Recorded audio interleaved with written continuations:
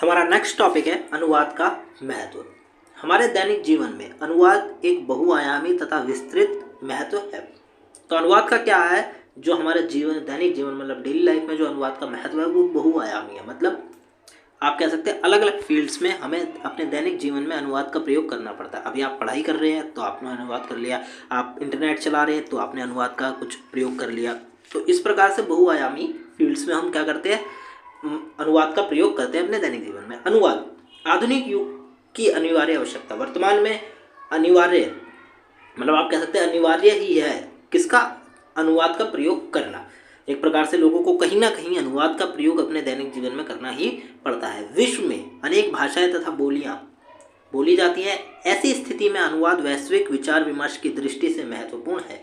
तो वर्तमान में विश्व में बड़ी संख्या में भाषाएं का प्रयोग, अलग अलग भाषाओं का प्रयोग किया जा रहा है, बहुत सारी बोलियां बोली जा रही हैं।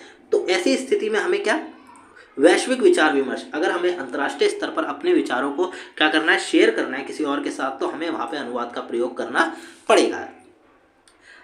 हमारे राष्ट्र भारत की बात करें तो भी स्थिति कोई अलग नहीं है। हमारी 22 मान्यता प्राप्त भाषाएं हैं। इसे देखते हुए राष्ट्रीय एकता के लिए अनुवाद की भूमिका अत्यंत महत्वपूर्ण है। तो वर्तमान में भारत में 22 ऐसी भाषाएं हैं जिन्हें मान्यता प्राप्त है राष्ट्रीय स्तर पर, ठीक है। इनका प्रयोग मान्यता के तौर पर, मान्यता भाषा के तौर पर किया जाता है। परंतु वहीं अगर हम देखें तो 22 से बहुत बड़ी संख्या में भाषाओं का प्रयोग किया जा रहा है। आप देखेंगे कि आपको हर एक छोटे छोटे क्षेत्र में आपको अलग अलग प्रकार की भाषाओं का प्रयोग करने वाले लोग मिल जाएंगे। तो क्या है कि बहुत बड़ी संख्या में भाषाओं का प्रयोग किया जा रहा है। तो ये जो कम्युनिकेशन हो रहा है एक दूसरे के साथ, अलग अलग भाषाओं के लोगों का एक दूसरे के साथ, वहाँ पे अनुवाद का कुछ हद तक प्रयोग भी किया जा रहा है और ये एक महत्वपूर्ण चीज़ है। हिंदी तथा अंग्रेजी संपर्क भाषा के रूप में सार्वजनिक उपयोग में लाया जाता है। हिंदी तथा अंग्रेजी भाषा का जो संपर्क है एक दूसरे से, वो सबसे ज़्यादा प्रयोग में लाया जाता है। इसका आप बेसिकली कई उदाहरण हैं, जैसे कि आप देख सकते हैं, आपने कोई हॉलीवुड मूवी देखी जो हिंदी वर्जन में अवेलेबल है, ठीक है, परंतु वो बनी किस में थी, ओरिजिनली इंग्लिश में। वहीं आपने कोई, आप कह सकते हैं कि कोई आपका दोस्त है जो कि विदेश में रह रहा है, तो उसने कोई हिंदी फिल्म वहाँ पे अंग्रेजी में डब्ड में उसमें देखी, तो यहाँ पे डब्ड का जो सीन है ये अनुवाद के तौर पर भी प्रयोग किया जाता है। मतलब हिंदी से इंग्लिश और इंग्लिश से हिंदी में हम प्रयोग करते हैं। पढ़ाई में हमें कुछ इंग्लिश का समझ नहीं आ रहा, हमने उसे ट्रांसलेट करके हिंदी में कर लिया, परंतु वहीं कोई हिंदी का शब्द जो हमें समझ नहीं आ रहा, परंतु हम इसे इंग्लिश में पढ़ के समझ सकते हैं। विभिन्न टीवी चैनलों के कारण भारत में हिंदी तथा अंग्रेजी को समझने, बोलने, लिख पाने के लोगों की संख्या में तेजी से बढ़ोतरी हुई है। तो कई ऐसे चैनल है टीवी के जिनके कारण क्या हुआ है, हिंदी तथा अंग्रेजी को समझना, बोलना और लिख पाना जो प्रक्रिया है, इसमें लोगों की संख्या में बहुत तेजी की गई है। भारतीयों द्वारा विभिन्न देशों में जाकर व्यापार, जीवन यापन, यहाँ पे जीवन यापन आएगा, व्यापार तथा जीवन यापन करने के कारण भी हिंदी तथा अंग्रेजी का प्रसार हो रहा है। तो क्या है कि भारत के बहुत बड़ी संख्या में लोग यहाँ से विदेश जाते हैं पढ़ने के लिए, ठीक है, नौकरी व्यापार करने के लिए। तो वो लोग वहाँ पे क्या करते हैं, अपनी भाषा का प्रचार करते हैं। आप कई सारे लोगों के बीच में, आप कह सकते हैं आपका ग्रुप है जो कि हिंदी बोलता है, तो आप वहाँ पे बात कर रहे हैं हिंदी में, परंतु कोई आसपास के लोग आपको देखेंगे तो वो, उनको तो हिंदी नहीं आती, परंतु वो आपको देख रहे हैं, महसूस कर रहे हैं, वो भी एक प्रकार से उनमें भी मन होगा कि हम भी इस भाषा को सीखें। तो इस प्रकार से क्या हो रहा है, भाषा का प्रयोग किया जा रहा है। जैसे कि हमारे यहाँ टूरिस्ट जो लोग आते हैं दिल्ली में, टूरिस्ट के जो चीज़ें देखने के लिए आते हैं, पुरानी चीज़ें, उन लोगों को इंग्लिश आती है, परंतु वहीं पे उनके साथ ट्रांसलेटर भी होता है और कहीं ना कहीं हम लोग भी इंग्लिश सीखना चाहते हैं ताकि हम भी लोग उनसे अच्छी तरह बात कर सकें। तो क्या है कि हम लोग हिंदी से इंग्लिश और इंग्लिश से हिंदी का ज़्यादा से ज़्यादा प्रयोग कर रहे हैं। प्रसार हो रहा है, और सबसे ज़्यादा प्रसार कब हो रहा है, व्यापार और जीवन यापन के लिए जो लोग एक देश से दूसरे देश में जा रहे हैं तब। आज अनुवाद का महत्व इसलिए भी ज़्यादा हो गया है चूँकि शिक्षा का स्तर बढ़ रहा है, जिससे मानव कि आज की हिंदी जिज्ञासु प्रवृत्ति की अधिक बलवाई हो रही है। तो क्या है कि इसलिए भी अनुवाद का महत्व ज़्यादा है क्योंकि शिक्षा के क्षेत्र में अनुवाद का बहुत बड़ा योगदान है और बहुत ही ज़्यादा बड़े स्तर पर अनुवाद का प्रयोग किया जा रहा है। जैसे कि अंतर्राष्ट्रीय स्तर पर कई सारी ऐसी बुक्स हैं जो कि मान्यता प्राप्त है, जिनको लोग, अगर कि एक पर्टिकुलर फील्ड में आपको आगे बढ़ना है तो उसके लिए बहुत बड़ी बड़ी बुक्स अवेलेबल है, ठीक है। तो वो बुक्स हो सकता है किसी और लैंग्वेज में लिखी गई हो, परंतु आपको वो इंग्लिश के वर्जन में भी मिल जाए। तो क्या है कि शिक्षा के क्षेत्र में भी अनुवाद का प्रयोग किया जा रहा है बड़े स्तर पर, और जिससे क्या है, जो आज का मानव है, ठीक है, मानव जो है आज की हिंदी जिज्ञासु प्रवृत्ति का अधिक बलवाली हो रही है। आज की जो हिंदी है ये भी काफ़ी ज़्यादा लोगों के बीच में प्रसारित हो रही है। आज मानव दूसरी भाषा एवं आज मानव दूसरी भाषा एवं संस्कृति में उपलब्ध ज्ञान, विज्ञान तथा प्रौद्योगिकी, साहित्य, वाणिज्य, धर्म आदि क्षेत्रों में से संबंधित जानकारी प्राप्त करना चाहता है। तो वर्तमान में क्या है, लोग क्या करना चाहते हैं, दूसरी भाषाओं में भी जो अवेलेबल चीज़ें हैं, जैसे कि वहाँ की प्रौद्योगिकी हो गई, टेक्नोलॉजी, साहित्य हो गए, वाणिज्य हो गए, धर्म से रिलेटेड हो गए, ज्ञान विज्ञान की चीज़ें हो गई, अगर वो दूसरी भाषा में भी अवेलेबल है तो भी उन्हें जानना चाहता है। तो यहाँ पे अनुवाद का प्रयोग हो रहा है। अनुवाद ज्ञान के संचार हेतु अत्यंत महत्वपूर्ण है। अगर आपको ज्ञान का संचार करना है तो आपको अनुवाद का प्रयोग करना पड़ेगा। आज हम अनुदित फिल्में देखकर दूसरी संस्कृति के बारे में अधिक जानकारी प्राप्त कर पाते हैं। इसका क्या मतलब कि हम लोग फिल्मों के माध्यम से भी दूसरी जो संस्कृतियां हैं उनके बारे में जानकारी प्राप्त करते हैं। जैसे कि एक उदाहरण लीजिए कि हॉलीवुड की मूवी, ठीक है, हमने ज़्यादातर जो हॉलीवुड की मूवी से क्या सीखा, हमने वहाँ के वेस्टर्न कल्चर के बारे में जाना है कि लोग इस प्रकार का खाना खाते हैं, इस प्रकार के अपने रहन सहन रहते हैं, इस प्रकार के कपड़े पहनते हैं, सूट हो गए, ठीक है, टाई हो गई, इस प्रकार की जो चीज़ें हैं ये भारत में नहीं थी, परंतु वेस्टर्न कल्चर के थ्रू हम लोगों ने इन्हें अपनाया। ठीक है, हमारे दूसरे संस्कृति के साथ हमारा मेल मिलाप हुआ। हमारी विज्ञान की जानकारी में भी अनुवाद महत्वपूर्ण भाग है। विज्ञान का सर्जन अनेक भाषाओं में हुआ और अनेक अनुवाद के कारण यह सर्वत्र उपलब्ध है। अब विश्व में बहुत सारे देश हैं, वहाँ पे अपनी भाषा बोली जाती है। अगर वहाँ पे कोई विज्ञान की खोज होती है तो वो खोज उस देश की राष्ट्रीय भाषा के तौर पर लिखी जाएगी, मतलब राष्ट्रीय भाषा के अंतर्गत लिखी जाएगी। परंतु अगर हमें उसी खोज के बारे में जानना है तो हम क्या करेंगे, अनुवाद का प्रयोग करके उस खोज के बारे में जान लेंगे। मतलब अनुवाद के कारण ही ये सारी चीज़ें वर्तमान में हर भाषा में उपलब्ध हैं। आज ओलंपिक खेल लंदन में चल रहे हैं। यह बड़ा आश्चर्यजनक लगता है कि 190 राष्ट्रों के खिलाड़ी किस प्रकार विभिन्न भाषा भाषी होने के बावजूद नियमों का पालन करते हुए विभिन्न प्रतिस्पर्धा में भाग ले रहे हैं। तो ये एक उदाहरण के तौर पर आप समझिए कि अगर ओलंपिक का जो खेल है, ठीक है, ओलंपिक के खेल हर समय अलग अलग देशों में आयोजित किए जाते हैं। तो जब किसी अन्य देश में आयोजित होता है तो जब 190 जो देश हैं वो वहाँ के 190 देशों के जो खिलाड़ी हैं वो एक देश में जाकर वहाँ पे खेलते हैं और अलग अलग भाषाओं के लोगों के साथ मिलते हैं, मेल मिलाप करते हैं। ठीक है, वहाँ के जो नियम है उस नियम को फॉलो करते हैं। तो ये क्या है, ये काफ़ी बड़ी बात है क्योंकि लोग ये अनुवाद का यहाँ पे प्रयोग कर रहे हैं। निश्चय ही अनुवाद का महत्व इसमें परिलक्षित होता है। इतिहास में अपने धर्म, मत और तथा संप्रदाय का प्रचार करने की दृष्टि भी अनुवाद का उपयोग किया गया है। तो अब आप कह सकते हैं इतिहास के समय में, मतलब पुराने समय में अगर धर्म का प्रचार करना था, मत या फिर संप्रदाय का प्रचार करना था, तब भी अनुवाद का प्रयोग किया गया। महान राजा अशोक, यहाँ पे अशोक आएगा, ठीक है, अशोक लिखा गया है, यहाँ पे महान राजा अशोक आएगा, इसको आप सही कर सकते हैं। महान राजा अशोक ने बौद्ध धर्म के प्रचार के लिए अफगानिस्तान, यूनानी, सीरिया, मैसिडोनिया, पर्शिया, चीन, जापान, श्रीलंका तथा अन्य राष्ट्रों में अपने दूत भेजे। उन्होंने बौद्ध धर्म का प्रचार सामग्री का उन राष्ट्रों की भाषा में अनुवाद कर उसका प्रचार किया। आप देखिए, जो महान राजा अशोक थे, अशोक सम्राट, उन्होंने बौद्ध धर्म का जब प्रचार करना प्रचार किया तो अफगानिस्तान, यूनान, सीरिया, मैसिडोनिया, पर्शिया, चीन, जापान, श्रीलंका, इन देशों में जो अपने दूत भेजे कि आप जाइए वहाँ जाके बौद्ध धर्म का क्या करिए, प्रचार करिए, प्रसार करिए। तो इसके लिए जो बुक्स यहाँ से भेजी गई थी, मतलब प्रचार की जो सामग्री भेजी गई थी वो हर देश की अपनी लैंग्वेज में थी। जैसे अफगानिस्तान में अगर दूत गए हैं तो अफगानिस्तान की में लिखी गई सामग्री लेके गए हैं, यूनान में तो यूनानी, सीरिया में सीरियाई, मैसिडोनिया में जो लैंग्वेज बोली जाती थी वो, पर्शिया, चीन, जापान और श्रीलंका में जो लैंग्वेज बोली जाती थी उसी लैंग्वेज में लिखे हुए प्रचार सामग्री को लेके गए थे। तो क्या हुआ, अनुवाद का प्रयोग किया गया वहाँ पे भी। इस्लाम धर्म के प्रचारकों द्वारा भी विश्व के विभिन्न राष्ट्रों में अपने धर्म का प्रचार हेतु अनुवाद का सहारा ले गए। जब इस्लाम धर्म का प्रचार हो रहा था इतिहास में, उस समय भी जो वहाँ के प्रचारक थे, जो लोग थे जिन्होंने इस्लाम धर्म का प्रचार किया, उन्होंने भी अनुवाद का सहारा लेके विश्व के अलग अलग देशों में जाके वहाँ पे क्या इस्लाम धर्म का प्रचार किया। आजकल पाश्चात्य राष्ट्र अपनी संस्कृति का प्रचार करने के लिए अनुवाद का सहारा ले रहे हैं। वर्तमान में भी ऐसा ही है। अगर आप कह सकते हैं, इसका एक उदाहरण समझिए, जैसे कि विदेशी लोग यहाँ पे आते हैं, ठीक है, अब बात करिए अगर अमेरिका से कई लोग यहाँ पे आते हैं जो आके भारतीय धर्म को अपनाते हैं, ठीक है, भारतीय जो संस्कृति है उसके बारे में जानते हैं, रहन सहन करते हैं, तो वो भी यहाँ पे आके क्या करते हैं, अनुवाद का प्रयोग करके ही करते हैं। क्योंकि जो भारतीय संस्कृति में लिखी गई बुक्स हैं वो अगर उनको लैंग्वेज हिंदी नहीं आती तो उनके लिए वही चीज़ें किस में उपलब्ध हैं, इंग्लिश में भी उपलब्ध है। वो इंग्लिश में पढ़ के उसे समझ सकते हैं और हमारी संस्कृति से जुड़ सकते हैं। वे इलेक्ट्रॉनिक मीडिया तथा प्रिंट मीडिया में अपनी संस्कृति की खबरें विश्व की अन्य भाषाओं में प्रसारित करवाते रहे हैं। ठीक है, तो इलेक्ट्रॉनिक मीडिया के द्वारा या फिर प्रिंट मीडिया के द्वारा अपनी जो संस्कृति है, संस्कृति की जो खबरें हैं अलग अलग भाषाओं में प्रिंट करके वहाँ पे भिजवाते रहे हैं। उन्होंने इसमें कामयाबी भी मिल रही है। दूसरी संस्कृतियों में घुलने मिलने के लिए अनुवाद का सहारा लेना ही पड़ता है। अगर हमें किसी और संस्कृति के बारे में जानना है तो हमें अनुवाद का सहारा लेना पड़ेगा, ये एक अनिवार्य चीज़ है।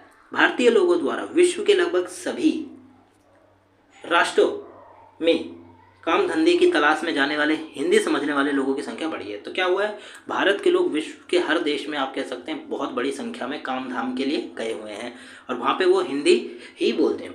हिंदी अब केवल भारतीय उपमहाद्वीप तक सीमित नहीं है, अपितु विश्व की चुनिंदा भाषाओं में भी शुमार है। तो हिंदी क्या है, केवल भारतीय उपमहाद्वीप तक ही सीमित नहीं है, एक लिमिटेड एरिया तक नहीं है, ये विश्व की चुनिंदा भाषाओं में भी शुमार है। मतलब एक प्रकार से हिंदी भाषा विश्व की सबसे ज़्यादा बोली जाने वाली भाषाओं की संख्या में भी आती है। विश्व की कुल जनसंख्या का अनुपात में 6वें हिस्से की आबादी हिंदी समझ तथा बोल सकती है। अब देखिए, विश्व की टोटल आबादी देखें तो उसका जो 6वां हिस्सा है ना, 1/6 वाला हिस्सा, उस हिस्से तक क्या कह सकते हैं आप कि वो उस हिस्से के जो लोग हैं वो हिंदी बोल, लिख और समझ सकते हैं, परंतु हिंदी लिख पाने वाले लोगों की संख्या इतनी नहीं है। सॉरी, वो लोग केवल क्या कर सकते हैं, हिंदी समझ सकते हैं और बोल सकते हैं, परंतु हिंदी लिखने की जो क्षमता है वो इतनी ज़्यादा नहीं है, परंतु लिखना और बोलने की जो क्षमता है वो काफ़ी ज़्यादा है। सामाजिक विज्ञान अनुवाद करने समय किन बातों का ध्यान रखना पड़ता है?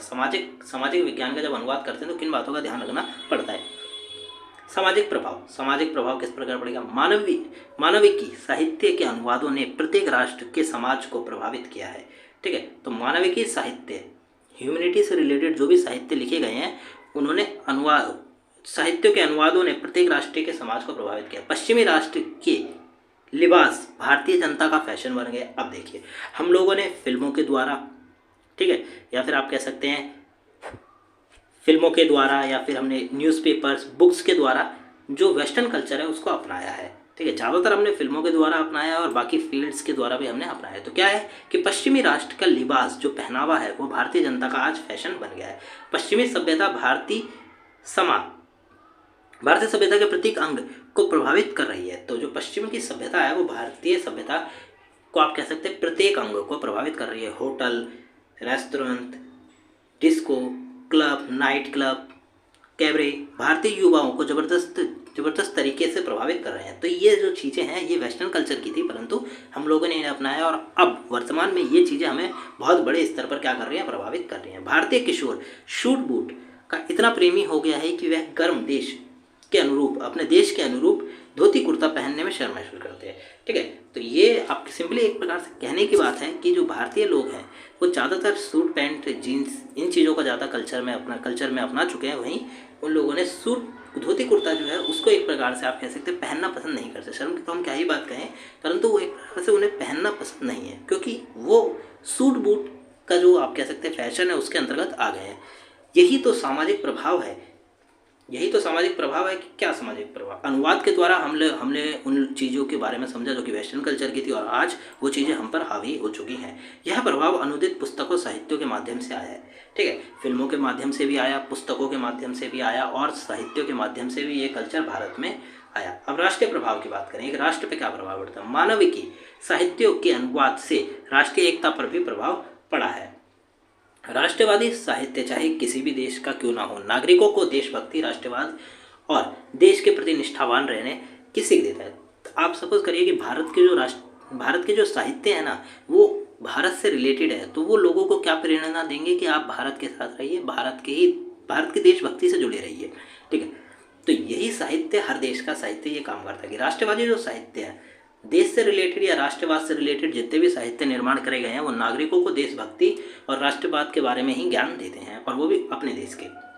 इसके विपरीत किसी भी राष्ट्र को कमज़ोर बनाने के लिए कुछ विदेशी ताकत उस राष्ट्र के नागरिकों में उन्हीं की भाषा का प्रतिक्रियावादी साहित्य विपरीत कर देते। अब क्या होता है, अगर हमें किसी देश के बारे में, आप सपोज करिए कि हमें किसी देश को कमज़ोर बनाना है, तो हम क्या करेंगे, उनके साहित्य को कुछ इस प्रकार से चेंजेस कर देंगे कि जब उनका अनुवाद होगा तो वो साहित्य उस प्रकार के नहीं निकलेंगे जिस प्रकार ओरिजिनल में लिखे गए थे। अब इसको इस प्रकार से भी समझ सकते हैं कि एक देश है, ठीक है, जिसने जिसने साहित्य का निर्माण तो किया अपने अतीत में, परंतु जब कोई ताकत, बाहरी ताकत उस पर कब्जा करना चाहती है या उसे कमज़ोर बनाना चाहती है, तो वो ताकत क्या करेगी, यहाँ के साहित्यों को चेंजेस कर देगी, या फिर जब उसका ट्रांसलेशन होगा उस प्रोसेस में चेंजेस कर देगी, ठीक है, या ट्रांसलेटेड वर्जन में कुछ और दिखा दिया जाएगा। तो क्या होगा, उस देश के जो लोग हैं वो उन ट्रांसलेटेड वर्जन्स को पढ़ के क्या करेंगे, समझ तो लेंगे, परंतु जो उसमें चेंजेस है वो पता नहीं कर पाएंगे, और जिससे क्या होगा कि राष्ट्रवाद की जो आप कह सकते हैं क्षमता है वो कमज़ोर होती चली जाएगी समय के साथ साथ। तो एक राष्ट्र पर भी प्रभाव पड़ता है जब हम अनुवाद करते हैं। अगर ठीक अनुवाद नहीं है तो राष्ट्र पर बहुत ही ज़्यादा खराब प्रभाव पड़ सकता है। इसको देखें, अंग्रेजों ने भले ही फूट डालो राज करो की नीति अपनाई, परंतु उसका संपूर्ण साहित्य राष्ट्र प्रेम के बहुत ही मिलता है, ठीक है। तो जो फूट डालो राज करो की जो नीति अंग्रेजों ने अपनाई थी, उसका संपूर्ण साहित्य किससे मिलता है, राष्ट्र प्रेम के द्वारा ही मिलता है। हमारे और अनेक नैतिकता के मानदंड अलग अलग हैं, ठीक है। हमारे क्या है, हमारे और उनके जो नैतिकता के मानदंड है वो अलग अलग हैं। ये दूसरी बात, इसके बावजूद प्रत्येक अंग्रेज अपने अनुदित साहित्य से कुछ ना कुछ सीख सकता है। अब जो अंग्रेज लोग हैं वो जो उनके द्वारा साहित्य लिखे गए अतीत में, अगर वो उनसे चीज़ें सीखना चाहें तो वो उनसे भी कई सारी चीज़ें सीख सकते हैं। संचार माध्यमों का प्रभाव, रेडियो, टेलीविज़न, समाचार पत्र, जासूसी पुस्तकों का भी अपना प्रभाव पड़ता है। जासूसी पुस्तकों के अनुवाद पढ़कर भारतीय किशोर स्वयं को शेरलॉक होम्स मानकर मुंह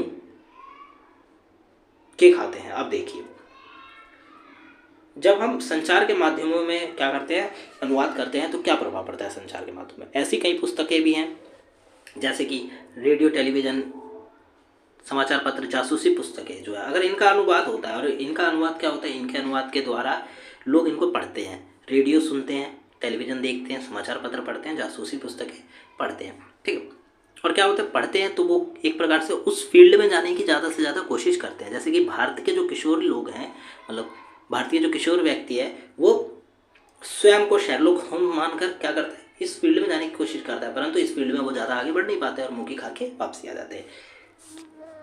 वीमेन ऑफ रोम, एल्बर्टी मारिया का विश्व प्रसिद्ध उपन्यास है। वीमेन ऑफ रोम है एल्बर्टी मारिया का एक विश्व प्रसिद्ध उपन्यास है। इसमें एक कुंवारी लड़की ने अनछुए स्वप्नों को जिस स्वाभाविक और कलात्मक ढंग से व्यक्त किया है, उसने उस पुस्तक को विश्व श्रेष्ठ उपन्यास की समकक्षता प्रदान करी है। तो ये उपन्यास लिखा गया है, ठीक है, एल्बर्टी मारिया द्वारा, जिसमें एक कुंवारी लड़की है जिसने अनछुए स्वप्नों, जो उसके अनछुए स्वप्न हैं, उसको जिस स्वाभाविक और कलात्मक ढंग से व्यक्त किया है, उसी ने इस पुस्तक को क्या बना दिया, सर्वश्रेष्ठ बना दिया पूरे विश्व में। मूल पुस्तक का बी कुमारम ने हिंदी अनुवाद किया। अब क्या हुआ, जो पुस्तक लिखी थी ये वाली वीमेन ऑफ रोम, इसका अनुवाद किया गया बी कुमारम ने। यह अनुवाद को ठीक से किया होता तो, ये जो अनुवाद है अगर इसको ठीक प्रकार से किया गया होता तो समाज में इसे प्रसिद्ध रचना प्रचारित होती। अगर ये अनुवाद ठीक प्रकार से किया गया होता तो क्या होता, ये जो रचना है ये हिंदी में भी बहुत ही ज़्यादा प्रसिद्ध होती, जिस प्रकार ये रोम की भाषा में हुई। अनुवाद अगर सटीक और चुस्त है तो पाठक उसका सापेक्ष प्रभाव पड़ता है। अब ट्रांसलेटेड अगर मूल पुस्तक की बात करें तो उसको पढ़ने के बाद तो डायरेक्टली प्रभाव पड़ता ही है, परंतु अगर ट्रांसलेटेड वर्जन को पढ़ें और प्रभाव ना पड़े तो उस ट्रांसलेशन का कोई फ़ायदा नहीं है। ट्रांसलेशन इस प्रकार का होना चाहिए कि पाठक को पढ़ते ही सापेक्ष प्रभाव पड़े। पुस्तक तो श्रेष्ठ सहायक, सर्वोत्तम मित्र और मार्गदर्शक का काम करती ही है। तो जो पुस्तक है वो क्या करती है, आपका सबसे श्रेष्ठ दोस्त होती है, सर्वोत्तम मित्र होती है और मार्गदर्शन का आपका काम करती है हर एक किताब, ठीक है। तो ये थे, आप कह सकते हैं, सामाजिक विज्ञान के क्षेत्र में अनुवाद के बारे में हमने बात करी। अगर इसमें से आपको कोई पॉइंट समझ नहीं आया तो आप 1 से 2 बार वीडियो को जरूर देखिए, आपको जरूर में समझ आएगा, बिकॉज इससे रिलेटेड कई सारी चीज़ें आपसे पूछी जा सकती है। बेसिकली मेन चीज़ जो इस चैप्टर में वो ये है कि अगर आपको कोई पैराग्राफ पकड़ा दिया जाएगा एग्जाम में तो आपको उस पैराग्राफ को ट्रांसलेशन करना होगा। और ये क्वेश्चन इस चैप्टर से तो नहीं, परंतु जो बाकी चैप्टर है उनसे रिलेटेड पैराग्राफ का कोई ना कोई क्वेश्चन आपसे पूछा जा सकता है, जिसमें आपको ट्रांसलेशन करके दिखाना होगा। तो ट्रांसलेशन का काम आप अच्छे से करिए, प्रोसेस आपके ऊपर है। बाकी हमने जो टॉपिक्स थे वो आपको क्लियर करा दिया। आपको वीडियो कैसी लगी आप हमें जरूर बताएं। वीडियो अच्छी लगी तो प्लीज़ वीडियो को लाइक करें, चैनल को सब्सक्राइब करें, जितना हो सके वीडियो को शेयर करें। डिस्क्रिप्शन बॉक्स में लिंक दिए गए हैं हमारे टेलीग्राम का, साथ में हमारे वेबसाइट का भी लिंक दिया गया है और इंस्टाग्राम का भी लिंक दिया गया है। आप इंस्टाग्राम पे जाके हमें फॉलो कर सकते हैं। अगर आपको कोई डाउट है तो वहाँ पे आप हमसे पूछ सकते हैं। टेलीग्राम पे आपको वीडियोज़ के अपडेट्स मिलते रहेंगे, तो आप वहाँ पे भी हमें ज्वाइन करिए। मिलते हैं अगली वीडियो में। Thanks for visiting on my channel guys.